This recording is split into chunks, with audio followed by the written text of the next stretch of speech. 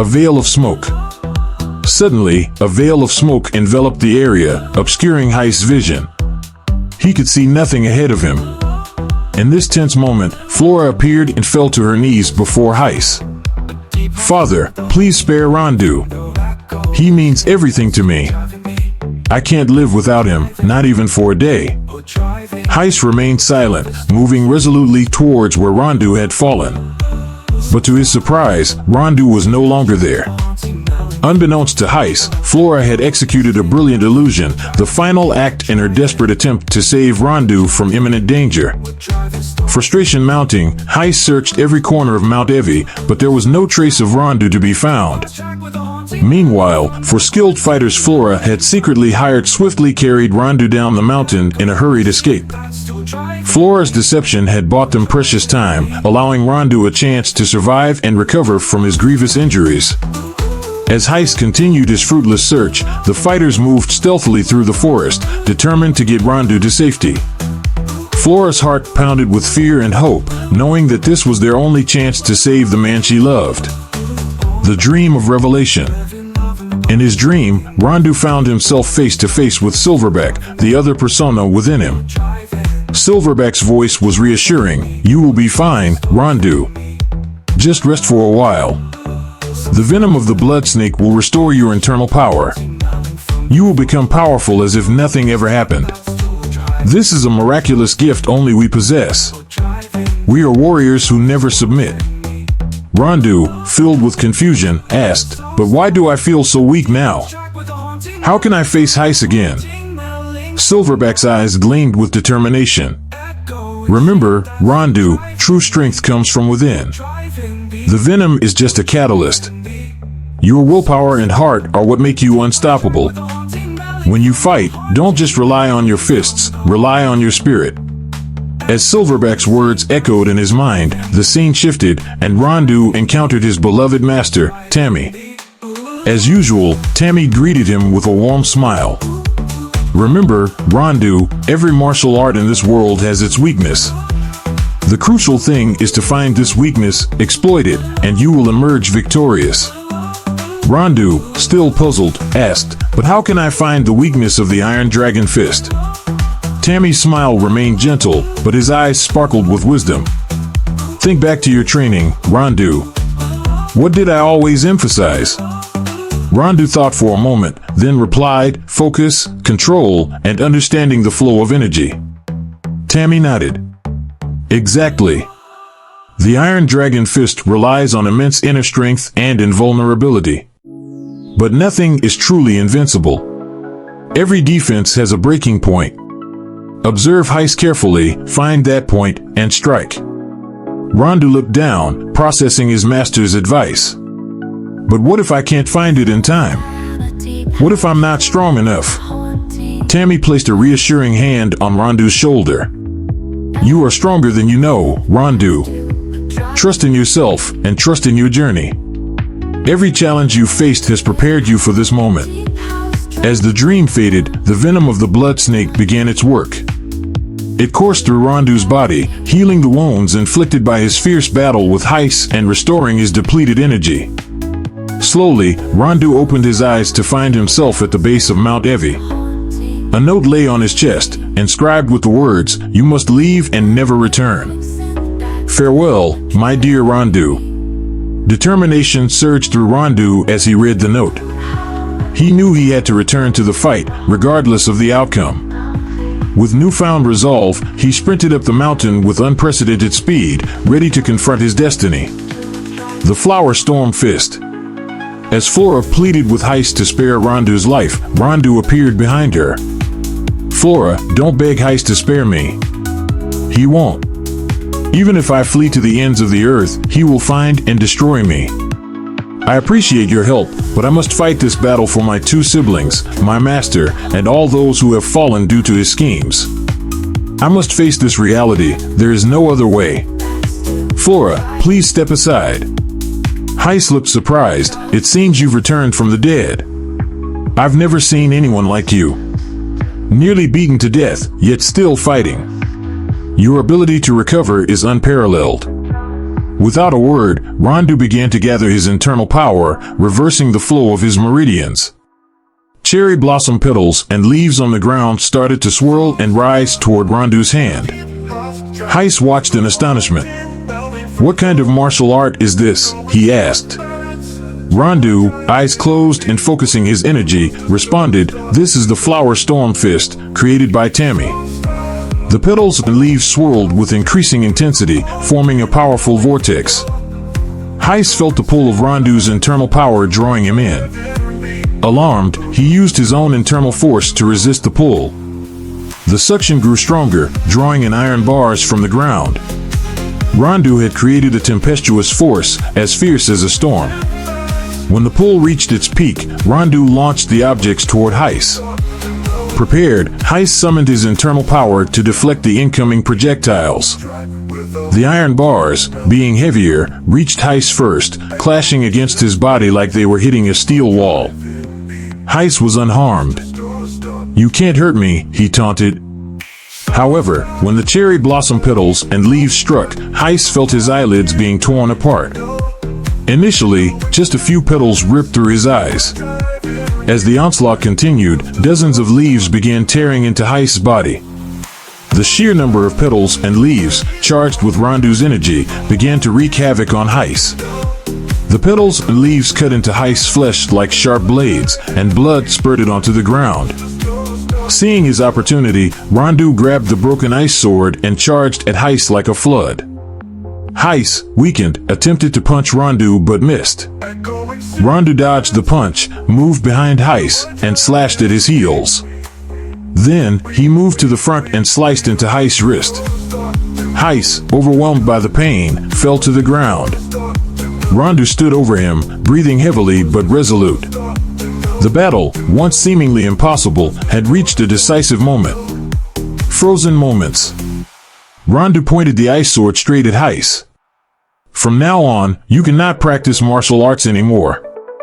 I've severed the tendons in your hands and feet. Even an ordinary person could defeat you now." As Heiss lay in this vulnerable state, Flora rushed to his side, clutching him tightly and looking at Rondu. "Enough, Rondu. You can't kill him. He's my father. His mistakes are partly my fault too." With those words, she broke into heart-wrenching sobs. At this moment, Rondu was paralyzed with indecision. Heiss was Flora's father, his father-in-law. Rondu thought of Heiss' crimes, but also of Silverback. Silverback had caused many to fall, too. Rondu lowered the ice sword, tears welling up as he looked at Flora. "I deceived you, Rondu. I can't forgive myself. I will atone for my sins with my death," Flora wept. She took a shard of the broken ice sword and plunged it into her chest. Terrified by this harsh reality, Rondu sprinted toward Flora, trying to stop the shard from piercing deeper into her heart. But it felt as though an invisible force held him back. The harder he tried to get closer, the slower time seemed to move. Each step stretched into eternity, every second elongated into centuries. Though only a few meters apart, Rondu felt as if the distance was infinite, with time freezing and pulling him into an abyss of helplessness and despair. The scene around him blurred, and all he could focus on was Flora's anguished face. Her tears shimmered like crystals in the air, suspended in the moment. Rondu's heart pounded in his chest, every beat a painful reminder of the precious time slipping away. He pushed forward with all his might, his muscles straining against the unseen force. The world around him seemed to slow to a crawl, every sound muffled, every movement sluggish. It was as if the universe itself conspired to keep him from reaching her. Finally, with a desperate cry, Rondu broke free from the temporal shackles. He lunged forward, his fingers outstretched to grasp the shard. But as he closed the gap, Flora's strength gave out, and the shard plunged deeper into her chest. "No!"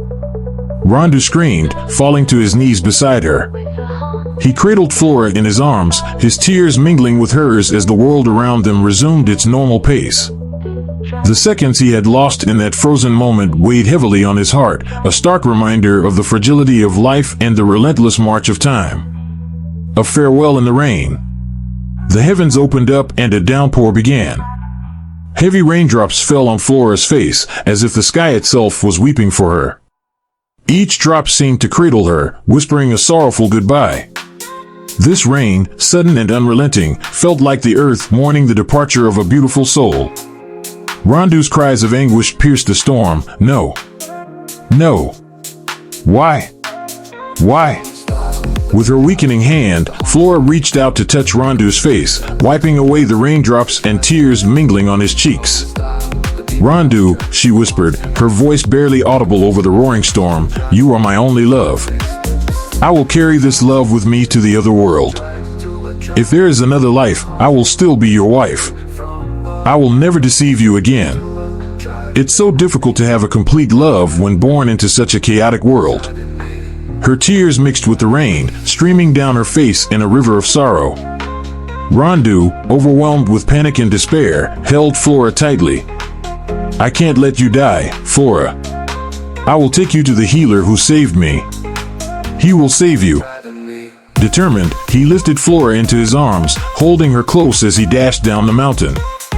His speed was incredible, driven by sheer desperation. The rain continued to pour, drenching them both as they descended. Each step Rondu took felt like a battle against time and fate. The droplets pelted their faces, blurring the lines between rain and tears. Halfway down the mountain, Flora's weak voice cut through the storm. "Don't. Rondu. It's too late. I love you." With those words, she closed her eyes for the last time. The relentless rain fell on Flora's lifeless face, as if the sky itself was mourning her loss, washing away the last traces of life. Rondu stopped in his tracks, a primal scream tearing from his throat as he held Flora's body close. "Flora! Flora, no!" he cried out, his voice breaking under the weight of his grief. The rain, now a torrential downpour, seemed to mirror Rondu's tears, each drop a tiny echo of his heartache. He fell to his knees, cradling Flora's body as the storm raged around them. Every raindrop that touched Flora's face felt like a final kiss from the world she was leaving behind. "Why, Flora? Why did you have to leave me?" Rondu sobbed, his body shaking with the intensity of his sorrow. He held her close, feeling the warmth leave her body, replaced by the cold touch of death. The weight of his love for her and the magnitude of his loss pressed down on him like an unbearable burden. Rondu's mind raced back through their time together, every memory sharp and painful. He remembered the first time he saw her, her smile that lit up his world, the way her eyes sparkled with life. Now, those eyes were closed forever, and her smile was just a memory. "I promised to protect you, Flora. I promised," he whispered, his voice cracking. The rain seemed to mock him, each drop a reminder of his failure to keep that promise. He pressed his forehead to hers, his tears mingling with the rain on her face. The world around him faded away, leaving only the sound of the rain and the weight of his grief. He felt as though he was drowning in sorrow, each breath a struggle as he tried to come to terms with the reality of Flora's death. The storm, unrelenting and merciless, seemed to reflect the turmoil in his heart. As the minutes dragged on, Rondu's sobs turned to silent tears. He felt a hollow emptiness where Flora's presence used to be. Her last words echoed in his mind, "I love you." He clung to those words, finding a small comfort in knowing that she loved him until her last breath. The rain began to slow, but Rondu's tears did not. He stayed there, holding Flora's body, unwilling to let go. The mountain seemed to mourn with him, the trees whispering their condolences as the storm passed. The silence that followed was deafening, broken only by Rondu's quiet weeping. "How can I go on without you, Flora?" he whispered. The question hung in the air, unanswered. He knew he had to find a way, but at that moment, the pain was too overwhelming to think about the future. All he could do was hold her and mourn the love they had lost. The rain had washed away the blood and grime of the battle, but it could not cleanse the wound in Rondu's heart. That would take time and healing, something he wasn't sure he could ever fully achieve. But he knew he had to try, for Flora's sake and for his own. Rondu stood up, still holding Flora in his arms. He looked up at the sky, a silent plea for strength and guidance. The world felt different now, emptier and colder, but he knew he had to move forward. Memories that cut deep. Tears welled up in Rondu's eyes as he cradled Flora's lifeless body. Why can I overcome so many challenges but fail to protect the one I love? Am I truly useless? He whispered to the uncaring sky. Each tear that fell from his eyes seemed to etch his sorrow deeper into his heart. Memories of their time together flooded Rondu's mind, each one a painful reminder of what he had lost. He remembered the first time they met, a chance encounter at a quaint eatery. Their love had blossomed in silence, each stolen glance and shared smile building an unbreakable bond. He recalled the crisp autumn days when they would walk hand in hand through old trees blanketed with fallen leaves. The leaves, golden and red, swirled around them like a tapestry of their love. On one of those days, beneath a canopy of vibrant foliage, Rondu had pulled Flora into his arms and whispered, "I love you." Her eyes had shone with a happiness that matched his own, and they had shared a kiss that sealed their hearts together. Those moments now felt like a cruel jest of fate. The memories, once cherished, now cut into Rondu's soul like 1,000 tiny daggers. Each memory was a reminder of the warmth he would never feel again, the laughter that would never grace his ears, the love that had been ripped away from him. He thought of the quiet evenings spent together, sitting by the fire and sharing stories of their pasts and dreams for the future. Flora's voice, soft and melodic, would fill the room, wrapping around him like a comforting embrace. He remembered how she would nestle against him, her head resting on his shoulder as they watched the flames dance. The world outside would cease to exist, and in those moments, nothing mattered but their love. Rondu's tears flowed freely as he recalled the nights they spent under the stars, lying on the grass and talking about their hopes and fears. Flora had always been a dreamer, her imagination boundless and her spirit unbreakable. She had a way of making Rondu believe in the impossible, of seeing the beauty in even the darkest of times. The memory of her laughter echoed in his mind, a bittersweet melody that both comforted and tormented him.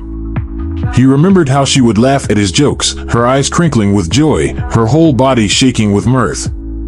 That laughter was now a haunting reminder of what he had lost, a ghost of happiness that lingered in the corners of his mind. As he held Flora close, Rondu felt the weight of his failure crushing down on him.